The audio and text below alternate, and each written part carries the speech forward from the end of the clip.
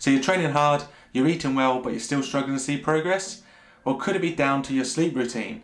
In this episode, we're going to find out. Let's get to it.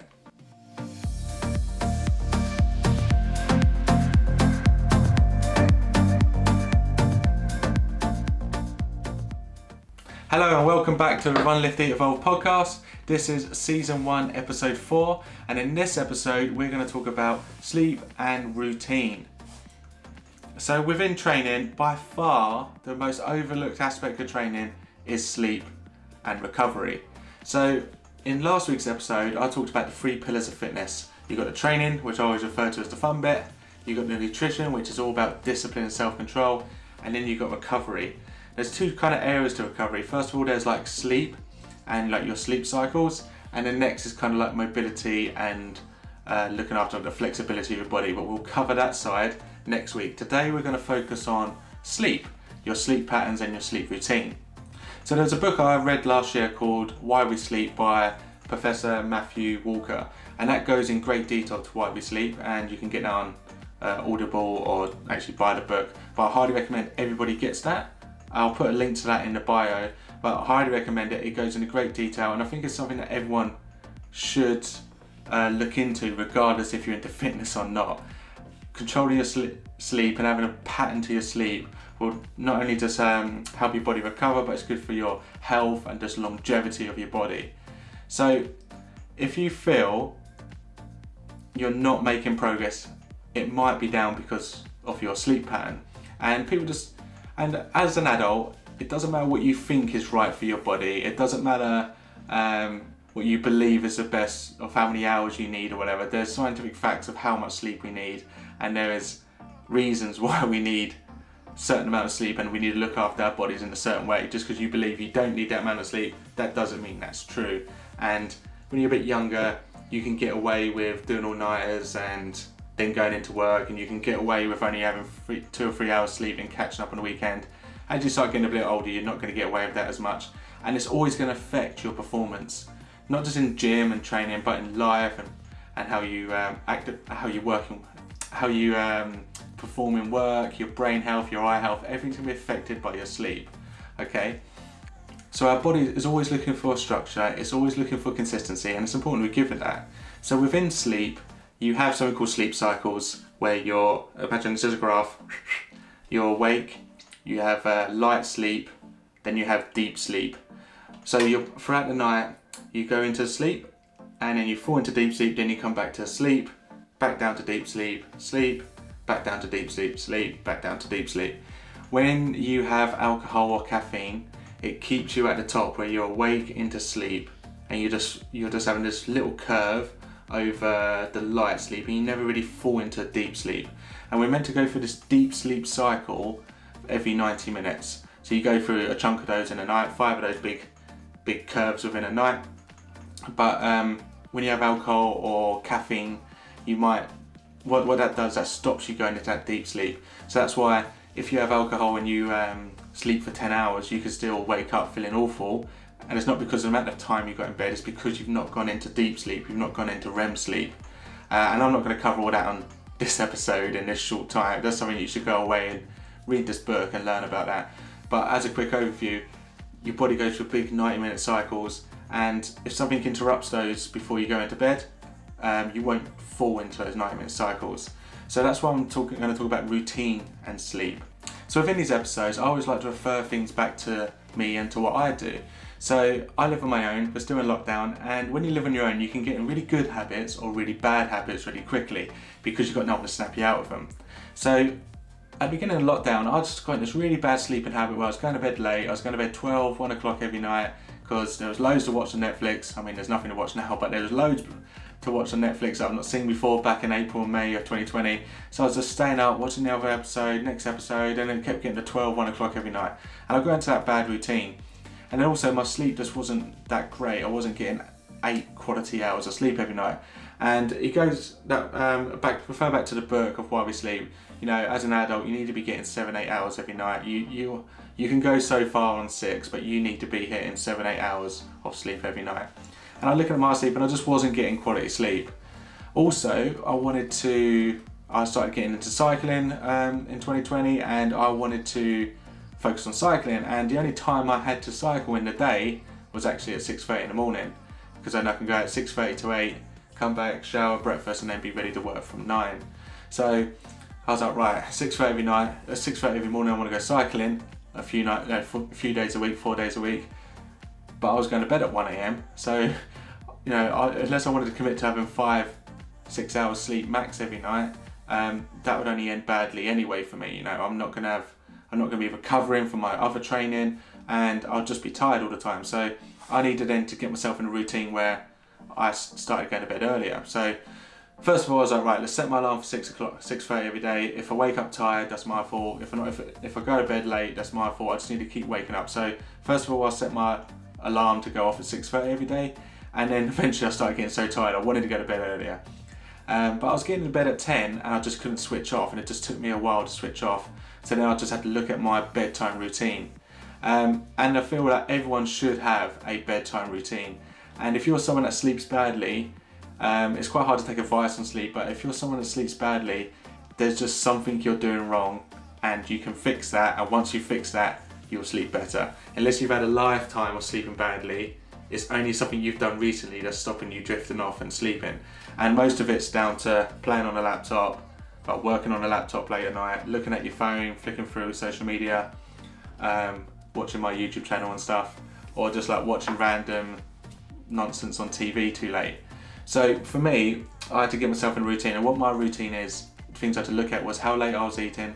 So you want to give yourself at least 2 hours after your last meal before you go to bed. You've got to give yourself a chance to digest, otherwise you're trying to sleep and you've got too much blood rushing to your gut to digest your food, and too much is happening in your body for your body to calm down and switch off. All the lights and rays that come into your eyes for your phone and for your laptop and TV, that needs to be dimmed down massively before you go to sleep. That just sets off melatonin, which then tries to keep you awake. I also found, for me, like, activity before bed. So like, let's say I've had dinner and I'm just chilling out. What I started doing was like washing up too late. Like it sounds so silly, but washing up like at 9:30 at night, jumping in the shower 9:30, 9:45 at night, and then trying to go to bed at 10. I've just done all this rushing around the house, and then I'm going to bed, and then I'm trying to lay down and just drift off. That was never happening. So my kind of rules that I live by now, I say the rules, I'm semi-flexible with them, but this is how this is like my routine, is 8 o'clock I have dinner. By 9 o'clock I've done all my washing up, I've done my washing, I've kind of showered, and I've done all those little house bits that need to be done the night before. I've got my stuff out ready for work or for fitness the next day, and then I brush my teeth, and then that's it. I then shut all the lights off in the house. There's just a few little lamps on and stuff. And 9 till 10, I don't do any activity. I just chill out. I've not got to do anything else. I've just got to chill out, and then I can transition from like sofa to bed at 10 o'clock, and then I'll just drift off. I try to limit as much kind of phone time I have, and it's really hard for me because I live on my phone at the moment.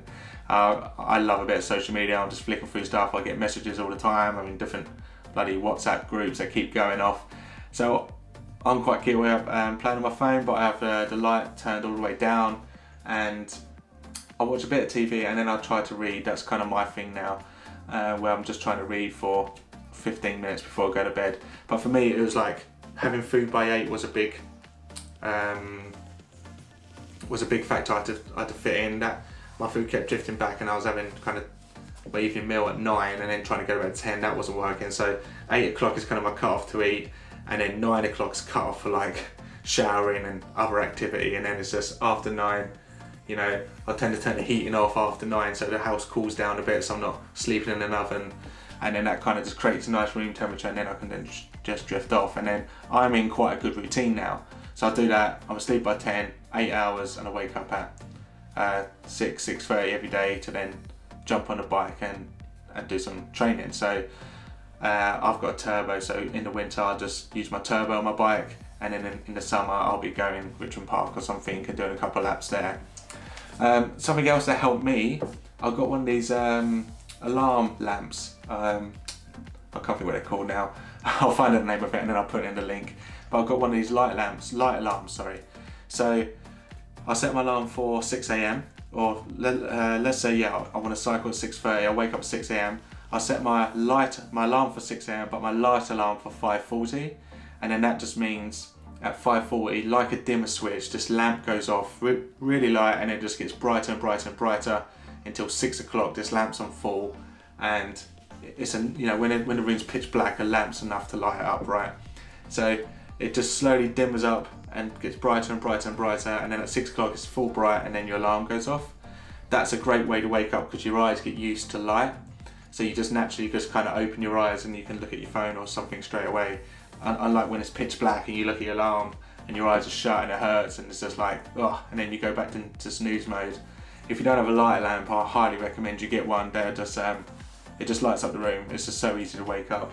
A bit like when it's summer, it's so easy to wake up at 6 AM in summer because it's bright outside. A light alarm has the same effect. So kind of that's like my little routine with sleep. I shut food by 8, shut the house down by 9, bed by 10, 8 hours sleep, up at 6. So if you haven't got a routine like that, then I would look to, put something like that into your life and see if that makes a difference. Alcohol, I love drinking, I love going out, I love, I love socialising and having a drink, but I don't tend to drink at home by myself, but also during the week I don't drink alcohol just because I'm training and that's kind of like my focus. So if you're, I never tell people to stop drinking because I love drinking, but you shouldn't be drinking every night of the week. You're better off just kind of having the weekend for fun because it will interrupt your sleep, and then during the week trying to get a routine where you don't sleep, where you don't drink. Because if you're really struggling to sleep or you're in and out of a routine, it's because you're drinking alcohol, and you're drinking alcohol during the week, it's because of that. That will stop you 100% from going into a deep sleep. Caffeine, think of like pre-workout, not just coffee, like pre-workout and teas. With caffeine, it takes 40 minutes to get into your system and then 6 hours to get out. Okay, so if you plan, I want to go to bed at 10, if I'm having caffeine after 3 o'clock, it will stop me going into that deep sleep. It just will. That's just the effect of caffeine. So 40 minutes to get into your system. So if you're going to have a coffee before you train, half an hour, 40 minutes before you go to train, yes, when you have a caffeine, and then you've got to give yourself 6 hours for that to work its way out of your system. So people having like a meeting at 5 and jumping on a coffee, that's only going to keep you up at night. And it might not keep you up, but it will definitely stop you from dropping into a deep sleep, and that's what we're trying to achieve here. Okay, so that's my tips on sleep. Hopefully you found something in there that you can use or apply to yourself. I highly recommend you read that book or listen to that book because there's so much in there that I can't explain over this video, but it's something that as an adult we all need to learn. We're going to be alive for a very long time. If looking after our sleep will be better for our health, protect us from illnesses, it help us recover, better for a longevity of our body, then it's something we should all learn about. The next thing I want to talk about is routine. So with fitness, your body is looking for structure and consistency. If you give it that, it will perform. So I like to refer things back to me again. So with me, I wanted to get into cycling, and it's the winter now, and I've got a bike turbo. What it means is I take the back wheel of my bike, I put it on this turbo, and it means I can cycle inside. I have this game I play on my laptop, and it's basically creates a computer generated cyclist of yourself, and then you ride your bike off this game on the laptop. So I was like, right, when am I going to cycle? The only time of my day that I can cycle is before work. So I was like, 6:30 in the morning is when I'm going to cycle, done. I'm going to cycle here, in like the room I'm in. I'm going to be like, well, my bike will go there, my laptop will go in front, I'll plug it in, and within 2 minutes it can be set up and good to go. Right, so that's the way I'm going to do it. When? Monday, Tuesday, Thursday, done. And then what that means is, prior to, say Monday night, I'd lay out my cycling gear for the morning, my shorts, my socks, and everything I need, my shoes. I'll fill up my water bottles, put them in the fridge, I'll get my towel ready for my bike. I know what program I'm going to do the night before. So then when I wake up at 6 AM in the morning, there's no excuses. I'm like, wake up at 6, half an hour on the bike. Wake up at 6, within half an hour I'm on the bike. So 6 o'clock I wake up, coffee goes on, pint of water, news goes on, I have a little stretch with the mat that's next to my bike the night before, and then at 6:30 I'm on the bike. because I've set that up, I'm not gonna miss doing it. I'm not gonna kind of skip doing it. If I'm trying to figure all that stuff out in the morning, 6 o'clock will turn into 2:30, will turn into 1:45, then all of a sudden it's 7, and that hour of cycling I wanted has now kind of gone down and just disappeared. So have a structured routine of when you're going to do your fitness, and then you won't miss it. The reason gyms work so well is because people go, and with gym memberships, it's all mostly about location. If you work in a building, there's a gym underneath you. People, the easiest thing to say is, right, I'm working at this desk. At 6 o'clock, I'm going to go to that gym. At 7 o'clock, I'm going to get on that train and go home. And people just make those routines, and that's why gyms will always do well, because they're just perfectly located. So you'll leave one building, go into that building, then go home. Because we're in this lockdown, we're all training at home. It's easy to skip fitness, and it's hard to get into a routine, because it's not just going to happen. You're going to have to force it to happen.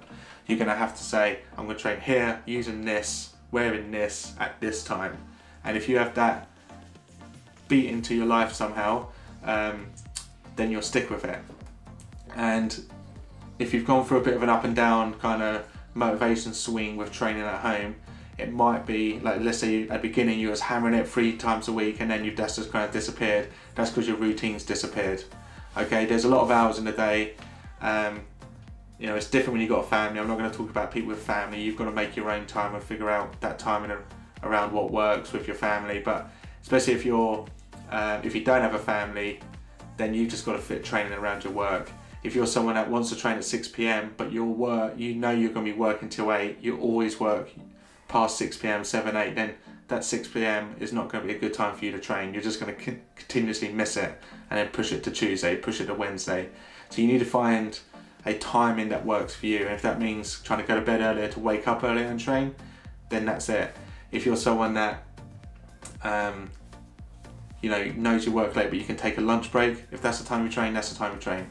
But try to find a timing, a place, and a structure that would work, that you can just copy and paste and do 3-4 times a week. Okay, so to summarize then, I hope you found this session useful. This is just literally about sharing what I do for routine and my sleep routine, and have a focus on it. Read that book, and if you're someone that's really struggling to see progress and your sleep's a bit all over the place, then I suggest you start tracking and seeing where you are. So with tracking, I use an app called Sleep Cycle. So that's where I set my alarm. It's a free app on my iPhone. I might put that in the bio as well, and I'll stick that next to my bed, and in the morning it shows me my graph of how I slept. Is it accurate? Maybe. I just know if I get up in the night, it does show that I've got up. If I've been awake, it does, funny enough, show that I've been awake. So it's pretty accurate, and for me it's just that consistency of tracking. I love tracking everything. The more you track, the more you can measure, and if you can measure it, you can see if it's working, and you can measure your performance. Different watches and Whoop bands will give you a more accurate reading of your sleep and how much sleep you need. But as a ballpark, if you aim to get 7 to 8 hours sleep, solid sleep every night, and you get into a routine where you don't wake up and you just have you go to bed at 10, you wake up at 6, and you're feeling fresh all the time, then your sleep's very much on track. If it's not on track, then take some of the tips today, get tracking, use a tracking app, and just try to figure out where's going wrong.